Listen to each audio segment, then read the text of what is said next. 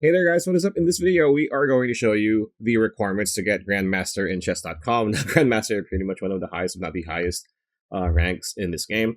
So to do this, we're going to go to chess.com's article, how to get a chess title, Grandmaster IM, so etc.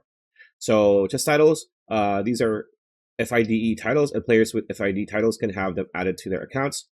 So pretty much real live titles, right? So how to earn a chess title. So all the titles listed in this screen are open to men and women. Separate women only titles such as Women Grandmaster WGM are also available. So for Grandmaster, you need to have a rating of 2500 or higher at any point. Norms, 3 Grandmaster norms in tournaments covering at least 27 games. International Master IM, rating a FIDE rating of 24 or 2400 or higher at any point. FIDE Master or FM, 2300 or higher. Candidate Master or CM, 2200 or higher.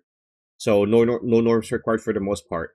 So that's how you do it. You need to be one of the best in the game in the world, not just like in your country or your region, in the world. So pretty much it. That's a video. Hope you liked it. Like, comment, share, subscribe, ring that bell icon. I will see you on the next video.